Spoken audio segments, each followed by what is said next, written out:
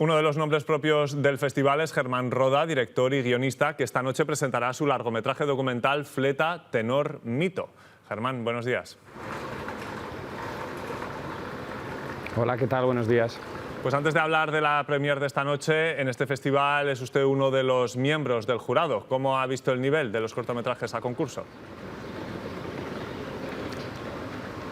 Pues parece un tópico, pero es que en mi caso es cierto, cada año el nivel mejora.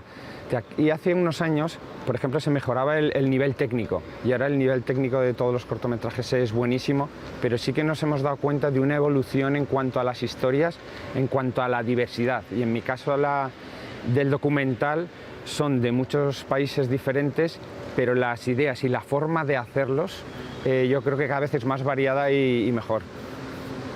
Ya ha rodado en 3 ocasiones en la provincia de Huesca. ¿Qué tiene de especial el Alto Aragón para el cine? Pues yo creo que el Alto Aragón es de especial que es una sorpresa.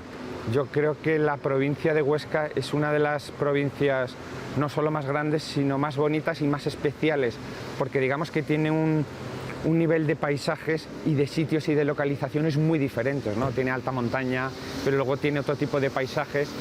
Entonces venir aquí a Huesca siempre es grato, sobre todo en las últimas producciones me ha tocado más en la provincia que en la capital, pero encuentras siempre algo que donde pones la cámara funciona, y eso a la hora de contar una historia, pues claro, siempre es un empuje más.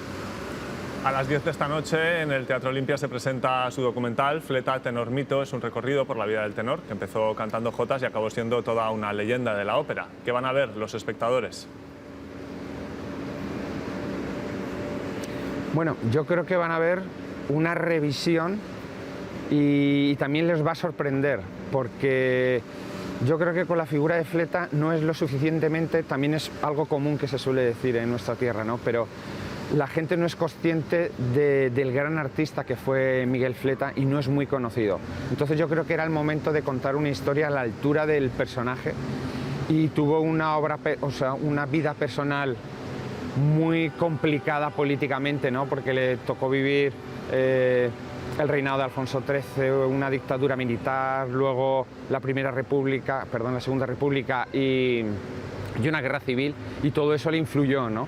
Entonces yo creo que, como te digo, les va a sorprender, y yo creo que también les va a gustar, porque también lo hemos actualizado, ¿no? Para las nuevas generaciones, que sepan también quién fue este grandísimo tenor.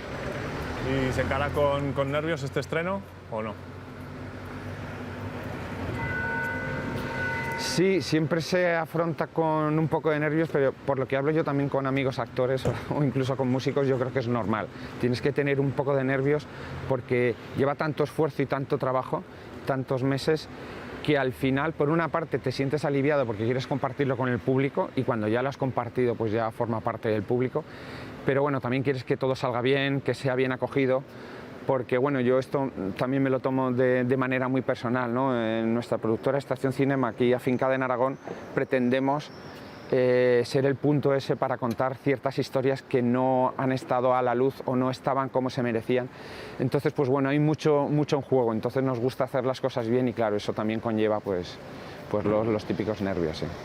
Sabemos que estos días les han enseñado la ciudad de Huesca. No sé si ha descubierto algún rincón que le ha inspirado para algún rodaje futuro. Pues yo creo que algún rincón sí hemos visto, hemos hecho una visita guiada otra vez más, y siempre descubres cosas nuevas. Pero sí que me ha pasado que 2 personas han venido como a ofrecerme hacer un nuevo documental, uno de un hecho histórico y otro de un personaje de aquí, del Alto Aragón. Con lo cual, pues eso siempre es enriquecedor, porque vas conociendo la ciudad y conoces las gentes y conoces los sitios. Entonces, yo sin haberlo pretendido, hemos hecho una trilogía oscense, podemos decir, además de la provincia de Huesca, ¿no? Empezamos con Marcelino en Jaca, seguimos con Manuel Vilas en Barbastro y acabamos hoy con Miguel Fleta de Albalate de Cinca. Y sí, siempre que vienes aquí siempre estoy pensando en una nueva historia, y bueno, Huesca tiene todos los ingredientes para poder contarla. Pues que siga esa ruta cinematográfica por Huesca. Germán Roda, muchas gracias por atendernos y buenos días. Muchas gracias a vosotros, buenos días.